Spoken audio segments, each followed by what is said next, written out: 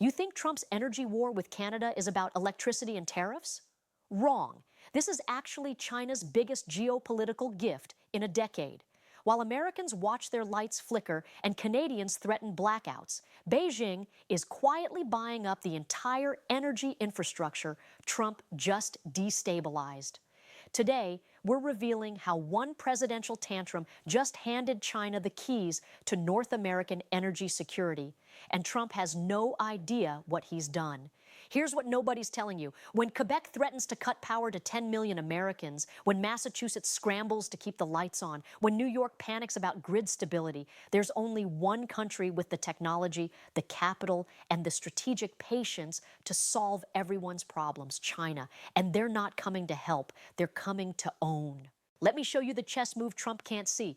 March 2025, Trump slaps 10% tariffs on Canadian energy. Quebec immediately stops exports. New England goes dark for a week. 2 governors panic. $13 billion in transmission infrastructure sits useless. And in Beijing, the Central Committee starts making calls. Not to Washington, to Ottawa, to Quebec City, to the CEOs of Canadian energy companies who just watched their biggest customer turn into their biggest threat. The message is simple. You need new markets. We have 1.4 billion consumers. You need infrastructure investment. We have 3 trillion in foreign reserves. You need a trading partner who doesn't weaponize commerce. We wrote the book on long-term strategic relationships.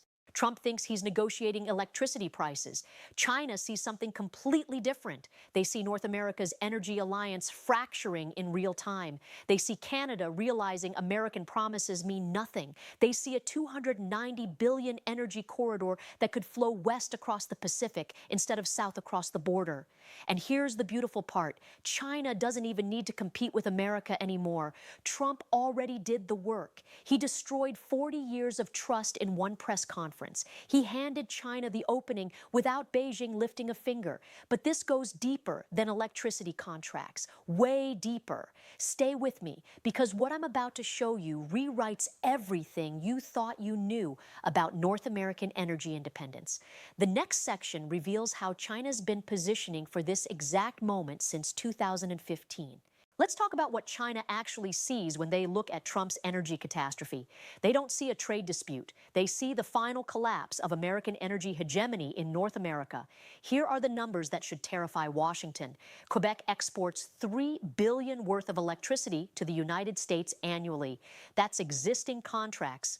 The New England Clean Energy Connect adds $190 billion over 20 years. The Champlain Hudson Power Express adds another $100 billion. Combined with existing infrastructure, you're looking at $290 billion in energy dependence flowing from Canada to American northeastern states through 2050. Trump just told Canada that relationship is conditional, unstable, subject to presidential whims and tariff threats. China's response was immediate and calculated. Within 72 hours of Trump's tariffs taking effect, Chinese state energy companies reached out to Hydro-Quebec, not through official channels, through private equity firms, infrastructure investment funds, and joint venture proposals that looked completely commercial. The pitch was elegant. Quebec has 175 terawatt hours of hydroelectric capacity. They're currently exporting roughly 30 terawatt hours annually to the United States. That leaves 145 terawatt hours that could power Chinese manufacturing, data centers, and green hydrogen production if the infrastructure existed. China proposed building that infrastructure not in Quebec, in British Columbia, in Alberta, in provinces where Chinese investment has been flowing for 15 years and local governments are desperate for economic development. Here's how the backdoor works. China doesn't need Quebec to cut off American electricity. They need Quebec to realize they have options. Options that don't involve trusting American governors who can't control their own federal government.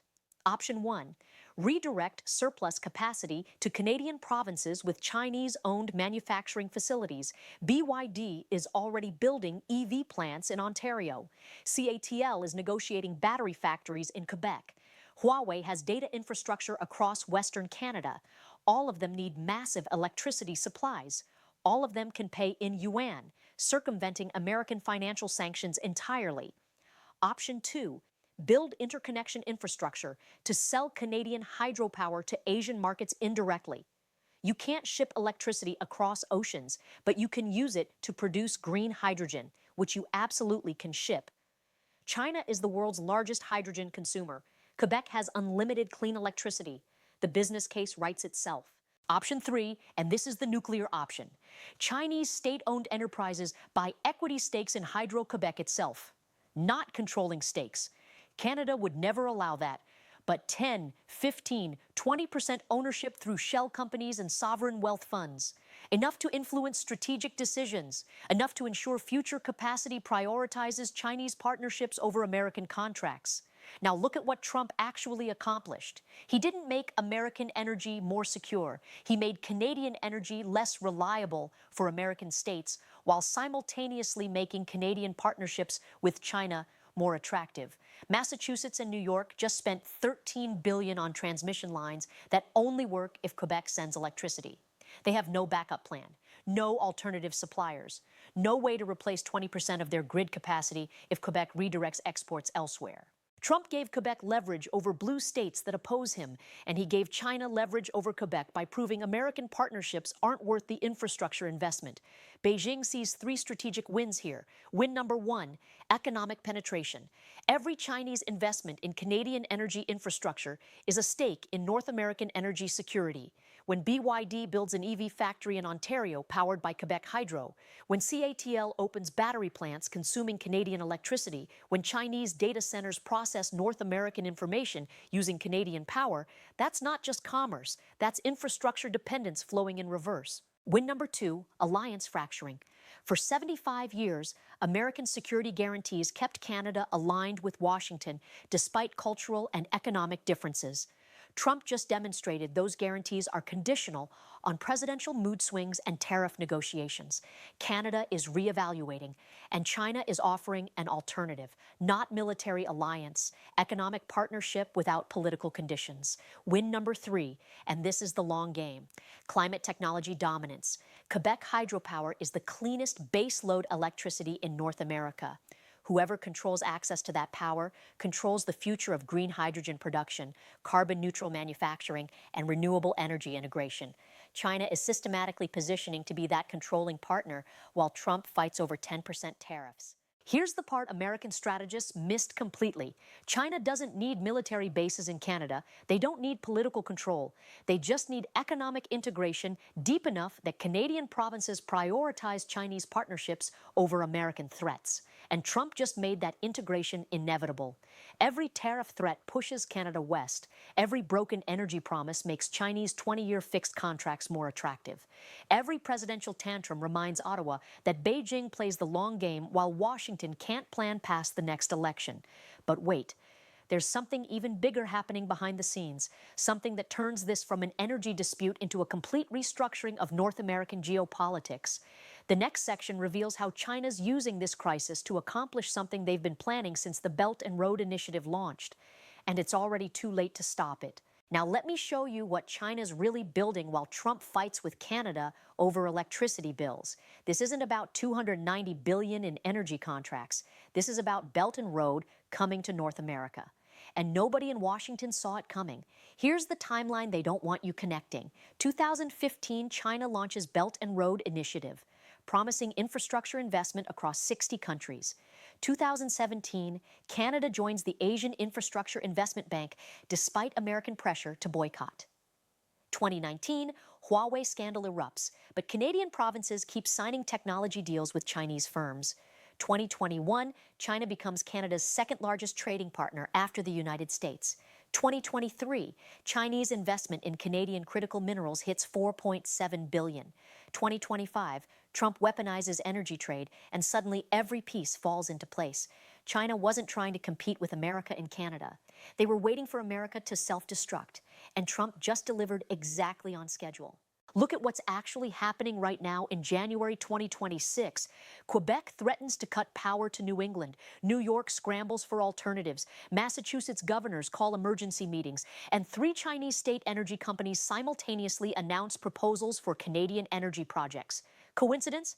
Let me walk you through the trap. Proposal 1, China Three Gorges Corporation offers to co-develop pumped hydro storage in British Columbia. Capacity of 5,000 megawatts. enough to stabilize grid intermittency across Western Canada and provide backup power when American contracts become unreliable. Investment value, $8 billion. Timeline, 6 years. Payment structure, mix of yuan and technology transfer.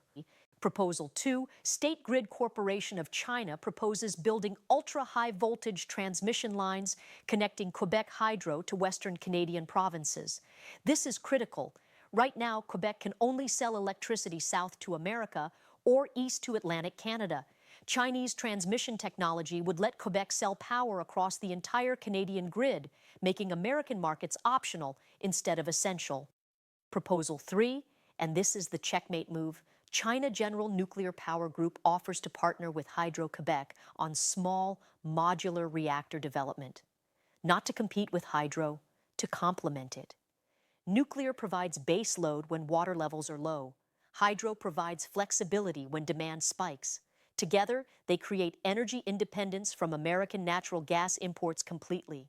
Every proposal has the same structure: Chinese capital, Chinese technology, Canadian resources, joint ownership, and complete independence from American energy markets. Now ask yourself what Trump actually accomplished with his tariffs. Did he make Canada more dependent on American markets? No. He proved American markets are unreliable and politically weaponized. Did he strengthen North American energy integration? No. He gave Canada every reason to diversify away from American dependence. Did he protect American energy security? No.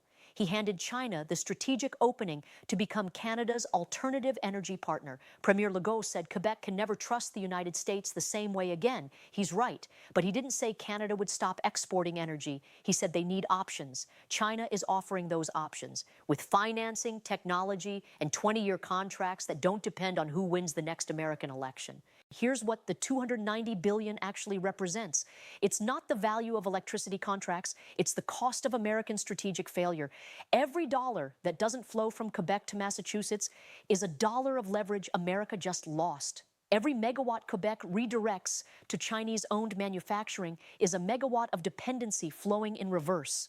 Trump thought he was negotiating better terms for American energy consumers. He actually negotiated America out of its privileged position as Canada's default energy partner. And China is systematically filling that vacuum with infrastructure investments that will lock independency for 30 years. But there's an even darker possibility nobody's discussing publicly. What if Quebec doesn't just threaten to cut American power? What if they actually do it? Not permanently, just long enough to prove the threat is real. Long enough for New England to experience rolling blackouts, long enough for voters to demand their governors find alternatives. And when those governors desperately search for solutions, who shows up with financing, technology, and long-term contracts? Chinese energy companies offering to build local renewable generation with 20-year power purchase agreements, not as threats, as solutions to the crisis Trump created. The trap isn't that China takes over Canadian energy. The trap is that Trump's tariffs make Chinese partnership the rational choice for Canadian provinces and American states simultaneously. Quebec gets diversified markets, New England gets stable electricity, and China gets infrastructure dependence running through the heart of North America. Trump thinks he's fighting Canada over trade balances. He's actually fighting the last war while China wins the next one. And the worst part? It's already happening. The contracts are being negotiated. The infrastructure proposals are moving forward. The strategic recalibration is underway. America's $290 billion energy corridor isn't threatened by Canadian revenge. It's being quietly redirected into China's Belt and Road system while Washington fights over tariff percentages. And by the time American strategists realize what happened, the infrastructure will be built, the contracts will be signed, and the dependency will run in both directions. China didn't conquer North American energy with military force or economic coercion. They just waited for Trump to destroy American credibility, then offered Canada and American states a better alternative. And everyone's taking it because Trump made sure there's no other choice. The lights are still on in New England, but they're increasingly powered by Chinese strategic patience. And Trump lit the fuse himself.